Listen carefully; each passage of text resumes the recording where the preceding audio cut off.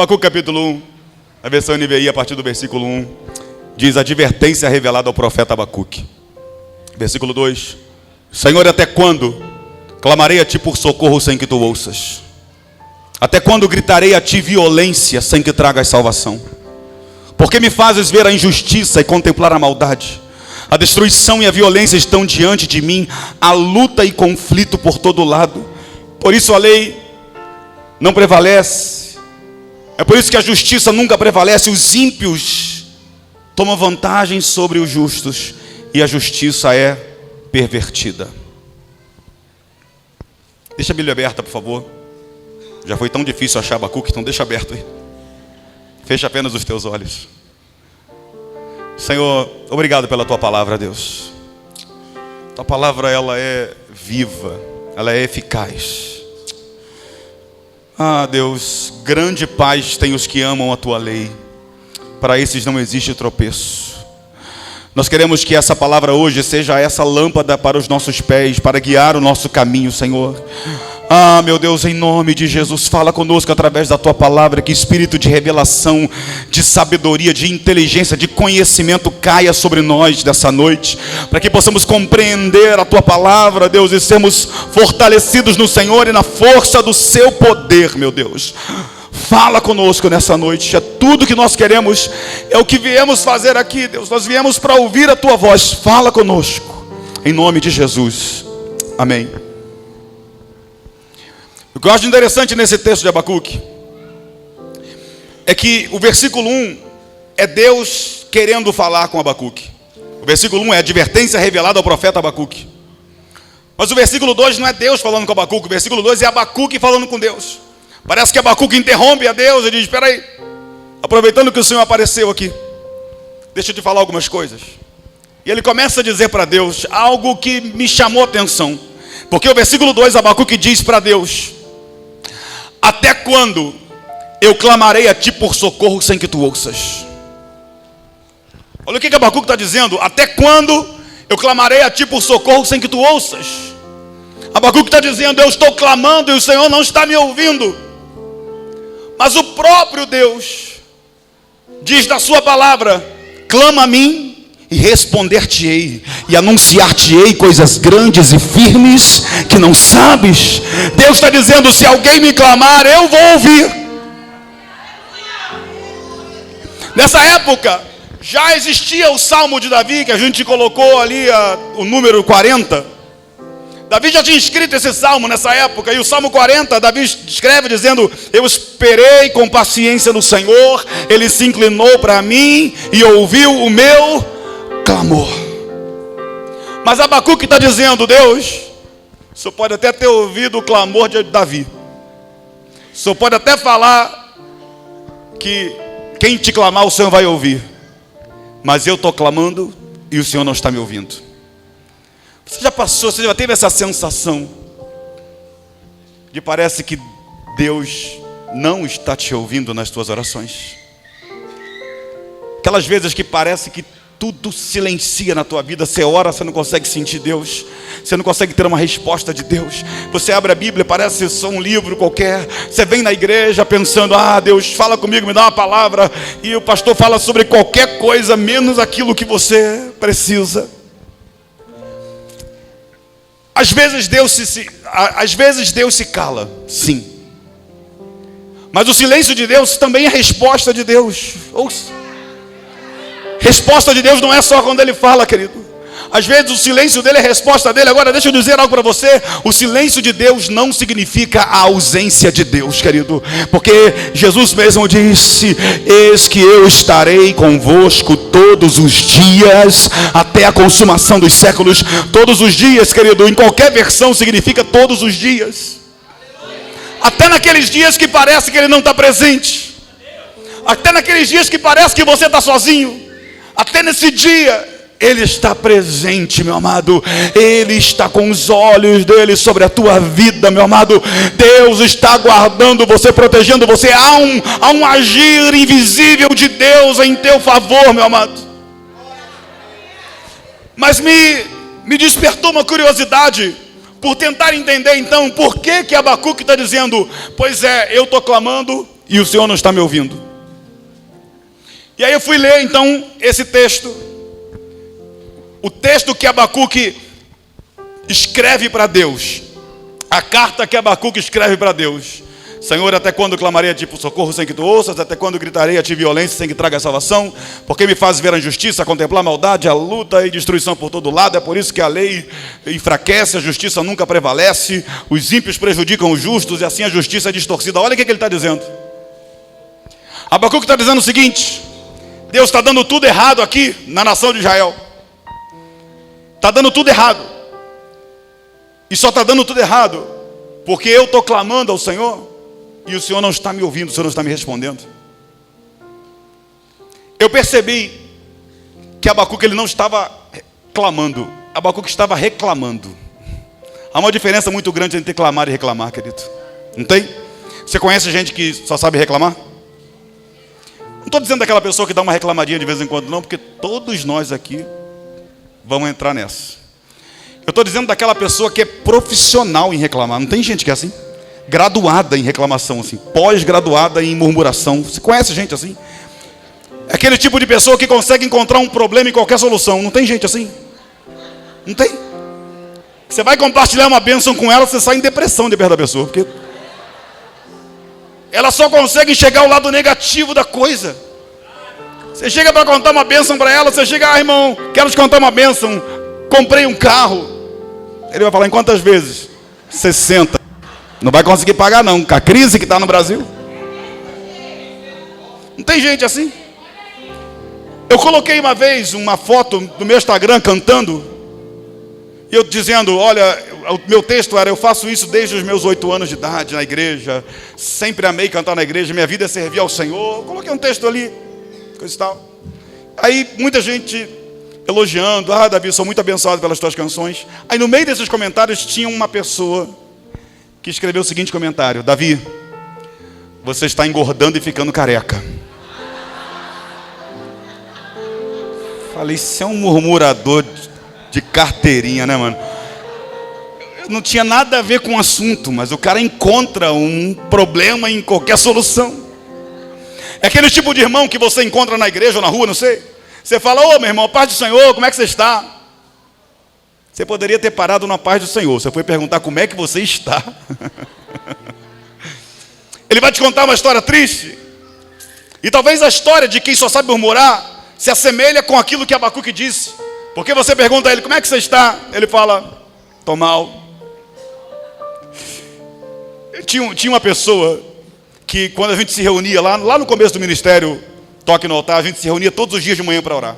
E essa pessoa ia para a oração. Meu irmão, Deus, como fala um amigo meu, pastor, Deus descia com os 2 pés na reunião, assim. Sabe aquelas reuniões de manhã de oração que Deus vem de verdade, com força? Todas as manhãs era aquela glória, louvor. Muitas dessas canções que eu canto surgiram nesses momentos de busca, de oração, de adoração. Todo mundo chorava, se desidratava ali na presença de Deus. Aí lá para 11 e pouca, quase meio-dia, que estava acabando, eu perguntava assim, alguém quer compartilhar alguma coisa desse ambiente maravilhoso que a gente viveu hoje na presença de Deus? Aí tinha uma pessoa que ele falava o seguinte, a gente está aqui cantando, orando, né, lendo a Bíblia. Mas desde que eu cheguei aqui hoje, ninguém me perguntou se eu tomei café da manhã, se eu tenho dinheiro para almoçar. Era sempre a mesma história. O cara tinha acabado de sair do debaixo do trono de Deus. Estava todo mundo ali no Santo dos Santos. E o cara conseguia encontrar um problema. Ele não conseguia sair dali confiando mais em Deus, amando mais a Deus. Porque tem gente que é assim. Ela sempre está colocando a culpa em alguém das coisas que ela está vivendo. Se você vai conversar com alguém, com um murmurador profissional, é assim, olha, eu não estou bem hoje, eu estou assim desse jeito, porque ninguém faz nada por mim, porque meu pai me abandonou quando eu era criança, porque minha mãe nunca disse que me amava, porque meu patrão mandou embora injustamente, porque o meu namorado me deixou e ficou com uma outra menina 20 anos mais nova que eu, sei lá. O murmurador profissional pensa, ouça, ele não está tentando encontrar uma saída, uma solução para o seu problema. Ele está apenas tentando apontar os culpados da sua história, querido. E aí eu penso, Deus ele não pôde responder a Abacuque, Porque Abacuque estava tentando encontrar um culpado. Abacuque disse: Deus, com todo respeito, eu vou dizer, Deus, você é culpado. Era o que Abacuque estava dizendo. Deus não pode responder lamento, querido. Deus não pode responder murmuração. Deus não pode responder reclamação. Talvez, pode ser que em algum momento Deus tenha se calado na tua vida, porque ao invés de clamar, você decidiu reclamar com Ele. E no céu não tem PROCON, querido. Não tem saque no céu. Serviço de atendimento ao consumidor não tem. Existem duas linguagens que o céu entende, que o céu reconhece. Uma é adoração e a outra é oração. São as linguagens que o céu entende, são as linguagens que o céu reconhece, querido. Não há como chegar, não há como Deus responder alguém que só sabe murmurar, porque quem só sabe murmurar e não está procurando uma resposta, está apenas tentando achar um culpado. E Deus não se alia a ninguém que esteja tentando encontrar culpados, querido. Deus não coloca culpa, Deus remove culpa. É diferente, meu amado. Ele remove culpa. E aí eu comecei a entender o porquê que Deus não estava respondendo a Abacuque.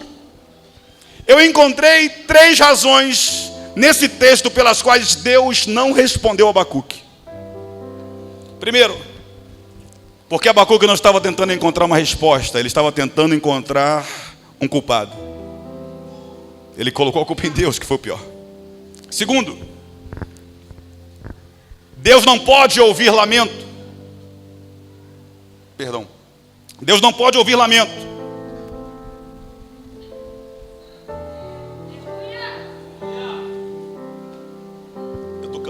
Eu estou cantando e pregando há tantos dias que é só o Senhor para me dar a voz.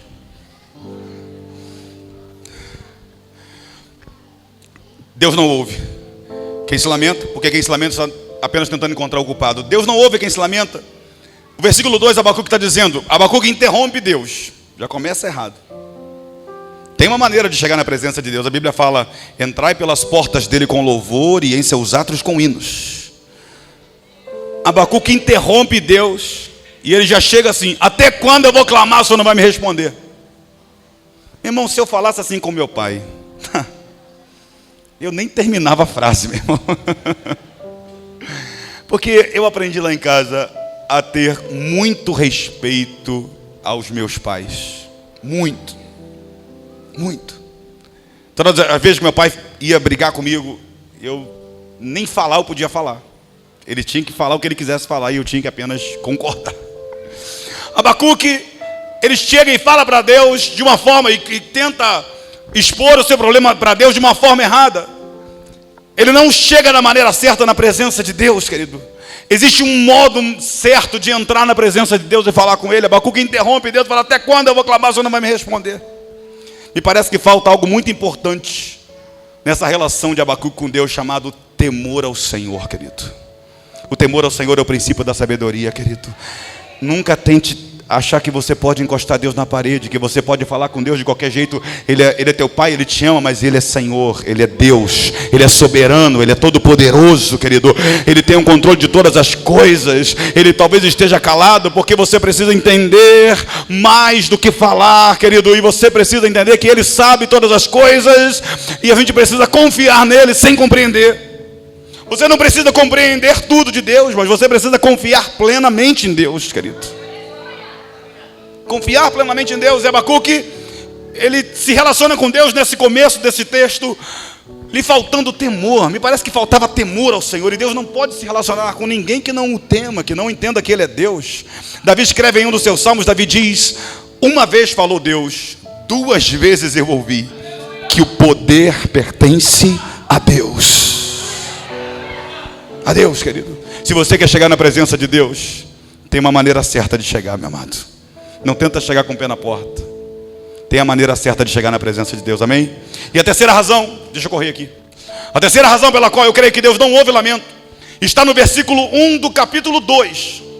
Se você acreditar que eu estou falando na Bíblia, nem precisa abrir, porque você já fechou Abacuque, você não vai encontrar de novo. O versículo 1 do capítulo 2, depois que Abacuque reclama a segunda vez, parece que ele se toca naquilo que ele está fazendo.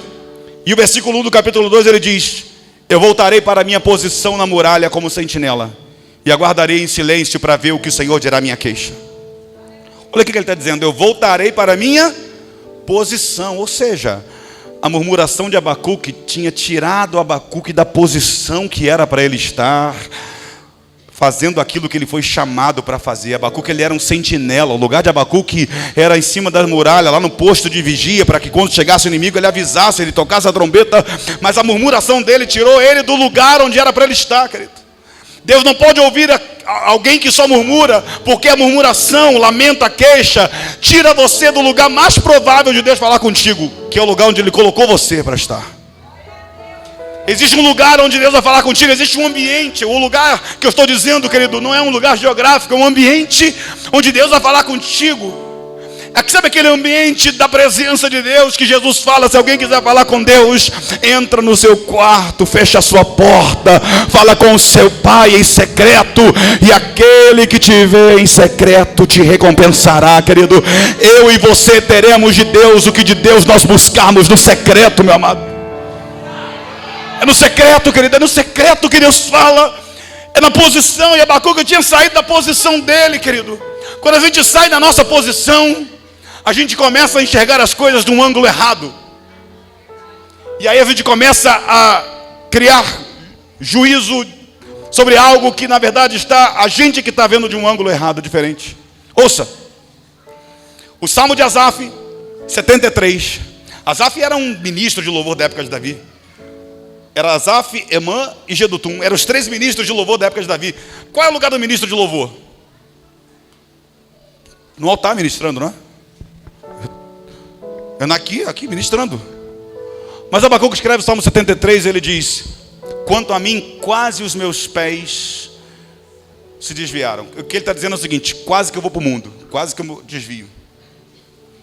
Ele está dizendo, porque eu via os ímpios fazendo as coisas erradas e nada de errado estava com eles, acontecia com eles. E aí eu me revoltei com isso e quase que eu me desvio. Quase que eu vou ser ímpio também. Mas ele fala algo, no meio do salmo ele diz: até que eu entrei no santuário. Eu não sei o que Asaf estava fazendo fora do santuário. O lugar dele é no santuário, ele era ministro de louvor. Eu não sei o que ele estava fazendo fora, mas fora do santuário ele começou a ver coisas que não existiam. Ele diz: até que eu entrei no santuário, e no santuário eu percebi qual vai ser o fim daqueles que não temem a Deus. E sabe como é que ele termina esse salmo? Depois que ele volta para o lugar dele, depois que ele volta para o santuário, sabe como é que ele termina esse salmo? Ele termina dizendo: a quem tenho eu no céu além de ti? E não há na terra quem eu queira mais do que ao Senhor. Porque quando você está no lugar certo, você começa a enxergar Deus da maneira certa, querido. Você começa a entender não apenas o que Deus fala, mas você consegue começar a entender até quando Deus se cala, querido. Eu e você não podemos querer de Deus algo se a gente não está no lugar certo para receber, se a gente não está na posição certa. Então a terceira razão pela qual eu creio que Deus não ouve lamento é porque o lamento é capaz de tirar você da sua posição, do lugar onde Deus mandou você estar, fazendo aquilo que você foi chamado para fazer. Mas quando Abacuque volta para a sua posição, e aí na posição certa ele entende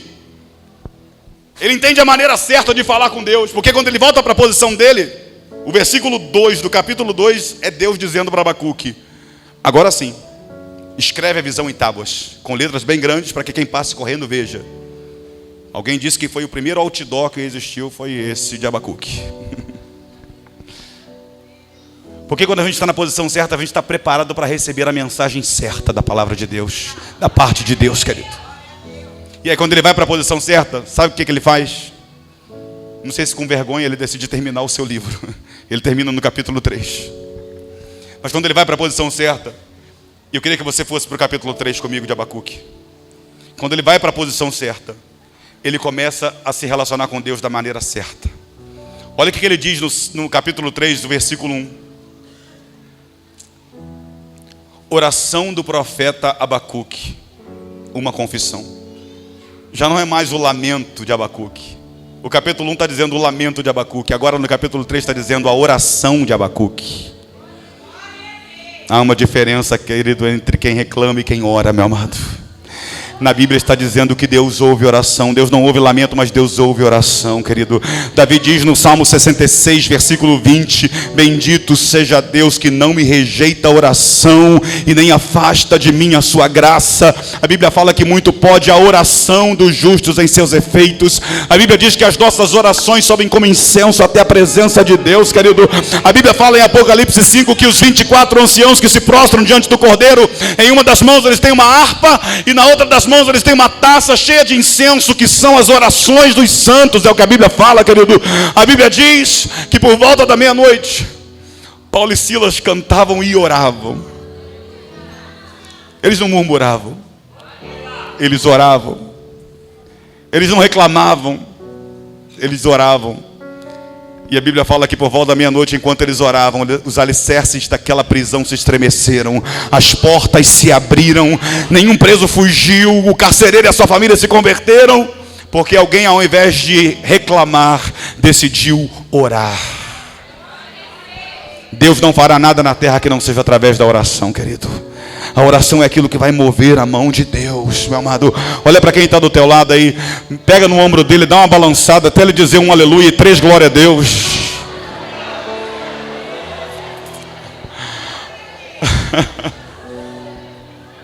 Fala com ele assim: meu irmão, você precisa orar. É orar, querido. Orar. Se eu creio que Deus não ouve lamento, eu tenho certeza que Deus ouve oração. Quem aqui já teve oração respondida por Deus? Aí, quem já teve? Você já teve oração respondida por Deus? Você já teve experiências no lugar da oração, no lugar da intimidade com Deus, querido? Porque é nesse ambiente que Deus vai falar, meu amado. Nesse ambiente de oração, eu vi um pastor dizer uma vez que alguns minutos na presença de Deus revela as falhas dos nossos planos mais bem elaborados. Mas sabe o que eu acho interessante? É que Abacuque, no capítulo 3, ele decidiu transformar os lamentos dele em oração diante do Senhor. Oração. Você tem motivos para se lamentar? Talvez sim. Todos nós. Eu, por exemplo, Davi, nasci no Rio de Janeiro, na Baixada Fluminense. Tem algum carioca e tem alguém do Rio de Janeiro aqui? Não, além de mim? Ah, é? Eu percebi uma unção realmente aqui nessa... Nascido no Rio de Janeiro, na Baixada Fluminense. A Baixada Fluminense é um lugar de pobreza e de violência. Vi muita gente morrer. Muita pobreza, e a gente era muito pobre. Irmão, a gente era muito pobre. Eu já vi gente pobre, mas a nossa família estava de parabéns, viu? Porque a gente era tão pobre que os nossos vizinhos, que também eram pobres, olhavam para nós e falavam: caramba, vocês são pobres, hein? Você tem uma ideia como é que era a situação. Mesmo meu pai, sendo um homem trabalhador, ele tinha uma lojinha de consertar máquina de costura. Mas era complicado sustentar 11 filhos. Eu sou de uma família de 11 ainda. Eu sou dessa geração. Hoje em dia, família grande é com 3, né? Lá em casa era 11. Lá em casa tem nome bíblico de todos os gostos. Para começar, meu pai é Abraão, minha mãe é Maria. Nada a ver, né? Novo e Velho Testamento lá em casa, se casaram. Eu tenho irmão com o nome de Moisés, Samuel, Sara, Isaías, Esdras, Raquel, Davi. Meu Deus. Eu acho que os meus pais pararam de ter filhos porque acabaram o nome da Bíblia. Deve ser.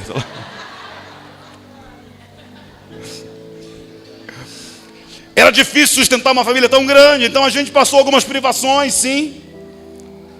A gente passou algumas coisas. A gente não tinha o que comer. Às vezes a gente... Até o que vestir, às vezes, era complicado. Era aquela época que a roupa do mais velho, que não dava mais nele, que ele crescia, passava para o mais novo, né? Eu sou o último, eu sou o mais novo, eu sou o 11º. Então imagina o que vinha para minha mão, até passar por todo mundo crescer. Eu era tão pobre que, por exemplo, alguns itens básicos de um pobre eu não tinha. Por exemplo, você que já estudou aqui, quem já usou quichute quando ia para a escola? Quichute, bamba, aquelas coisas assim, conga. O quichute era aquele negócio preto com um cadastro enorme. Para que aquele cadastro, gente? Que desperdício é esse? Tu tinha que ter criatividade todo dia para dar um nó diferente naquele negócio, de tão grande que era. Mas a gente era tão pobre que eu nunca tive nenhum quichute na minha vida. Eu tenho sonho de ter quichute até hoje, irmão. É porque acho que parou de fabricar, né? Se um dia você me ver na televisão, num DVD assim bonitinho aqui em cima e diz quichute, É porque eu estou matando uma vontade de infância, de ter um que chute, eu nunca tive. Não era fácil, não foi. Hoje a gente fala rindo nessas coisas, mas na época não foi tão engraçado assim, viver essas coisas. Não ter o que comer, não ter, às vezes, o que vestir. Comprava-se um sapato para durar o ano todo, né? Você tinha que exercer a tua fé e falar: Deus, não deixa meu pé crescer. Segura, deixa ele crescer todo no Natal, que aí é hora de trocar o sapato. Além disso, eu tive uma doença na minha infância. Perdi os movimentos da cintura para baixo, fiquei 3 anos sem andar. Sem perspectiva de mudança. E depois que eu comecei a andar, por um milagre que aconteceu na minha vida, mesmo assim eu fiquei com uma sequela, uma diferença física. E essa sequela me tornou uma criança e um adolescente muito complexado, muito introvertido, muito tímido, muito acanhado. Não foi legal ter vivido essas coisas. E outras mais, que nem vale a pena contar. Mas deixa eu te falar um negócio. Essa é parte da minha história, essa não é toda a minha história. Tem uma outra parte da minha história que eu quero te dizer. Eu nasci num lar cristão. Minha mãe e meu pai me deram a maior riqueza que um pai e uma mãe pode dar para o seu filho. Eles me ensinaram a amar ao Senhor, a servir ao Senhor. Eles me deram um Deus de presente, querido. Eu aprendi a amar ao Senhor e conhecer a Deus lá dentro de casa. Minha mãe fazia culto doméstico todo dia, querido. Minha mãe nos ensinou a orar. Minha mãe nos ensinava a decorar os salmos bíblicos, por exemplo. Todos os salmos que eu sei de cor até hoje foi minha mãe que me ensinou. Uma mulher que nunca frequentou a escola, aprendeu a ler sozinha. E me ensinou a decorar os salmos bíblicos, Salmo 40, Salmo 23, Salmo 91, Salmo 100. Eu só não consegui decorar o 119, mas... Meu pai era um presbítero na igreja e a gente sentava aí no meio do povo. Meu pai sentava na frente, assim, como um presbítero, sentava naquelas cadeiras de cima. E os olhos do meu pai sobre nós era como chama de fogo. Ai de nós se conversássemos ou se levantássemos para ir no banheiro. Mas isso me ensinou a ter zelo pelas coisas de Deus, na casa de Deus, querido. Minha mãe é daquelas mulheres que vai em todo tipo de culto na igreja e fora da igreja. Se tem uma coisa que minha mãe gosta de culto. E ela levava a gente para tudo que é tipo de culto. Eu acho que eu só não nasci na igreja porque não tinha culto no dia, irmão. Porque se tivesse, eu acho que eu teria nascido na igreja. E ela me levava para todos os cultos. Além dos cultos na igreja, culto de oração, culto de ensino, ensaio de coral, de cantata, culto, tudo que é tipo de culto da igreja eu já fui, irmão.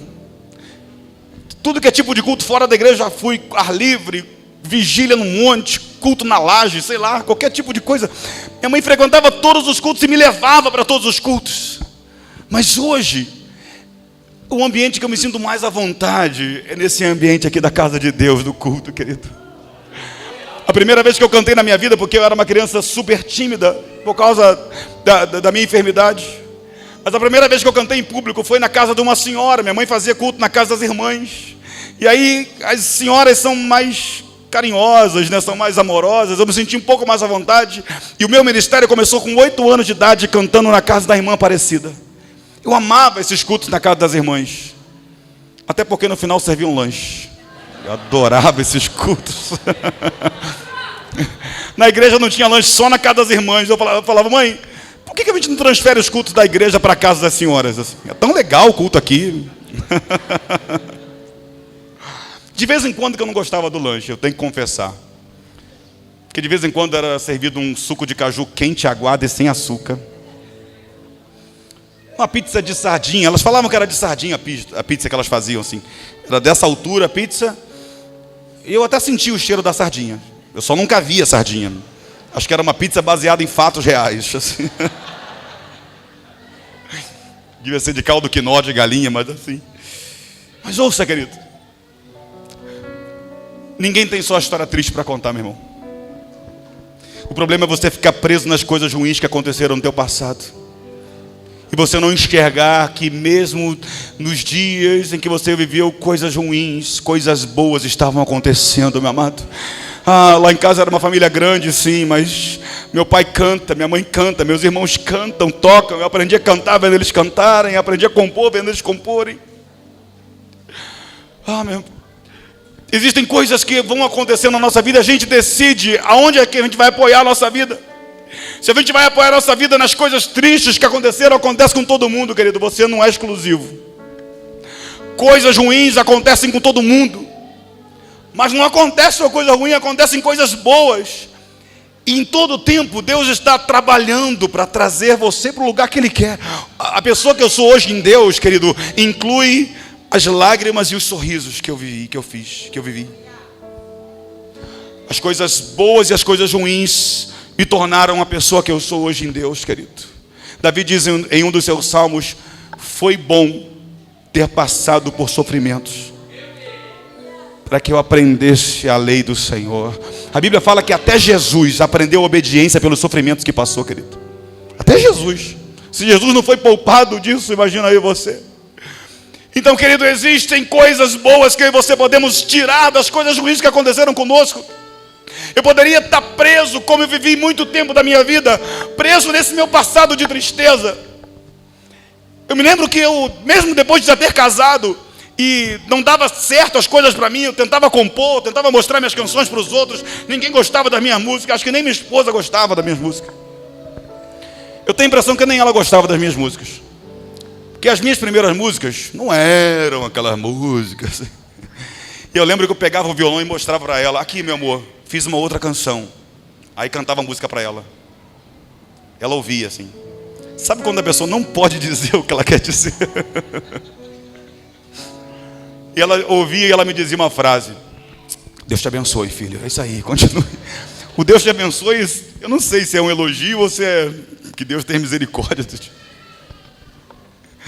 Mas ouça, até mesmo quando eu estava casado, no começo do meu casamento, eu vivi uma vida completamente limitada, porque eu justificava os meus fracassos nas coisas ruins que aconteceram no meu passado. Eu me casei com 20 anos. Tenho 22 anos de casado. Faz as contas que você vai saber a minha idade, mas da minha boca não vai sair. Eu me lembro que eu me casei, estava no emprego. Não era um emprego assim, porque eu não tinha uma formação adequada. Eu estudei em escola pública a vida toda, que tinha mais greve do que aula. Tudo bem que na época eu até gostava. Mas assim, eu não tinha formação. Com 17 anos eu decidi ser missionário. Fui para o campo missionário, conheci minha esposa. Então eu não tive uma formação. E aí quando eu decidi me casar, eu fui, arrumei um emprego, e a gente se casou. E aí eu comecei a construir uma casa em cima da casa do meu sogro, só para não fugir do padrão dos brasileiros que se casam. Só que eu perdi o emprego e não consegui encontrar mais emprego. E aí a casa, ela nunca foi terminada, a casa. Eu consegui levantar as paredes e colocar o teto, só. Era uma casa muito engraçada. Só tinha teto, não tinha mais nada, irmão. Não tinha mais nada, não tinha janela, não tinha porta, é verdade, não tinha. A gente escorava uma armadeira assim e... aleluia. E eu estava ali dentro daquela casa, sem emprego. Uma coisa eu fazia todas as manhãs. Eu pegava o meu violão, pegava a minha Bíblia, e eu ia para um lugar de oração, querido. Eu ia para o lugar da oração. Eu ia para aquele lugar, querido. E esse lugar de oração com Deus é um lugar tão interessante, porque às vezes eu cantava, às vezes eu orava, às vezes eu lia a Bíblia, mas eu te confesso que às vezes eu não tinha força para fazer nada disso. Mas eu ia para aquele lugar, às vezes só para chorar, mas eu ia para aquele lugar com Deus, porque eu acredito, querido, que na presença de Deus vale muito mais poucas palavras, mas um coração derramado diante dele, do que muitas palavras e um coração distante dele, querido. Deus não ouve palavras, Deus ouve o teu coração, querido.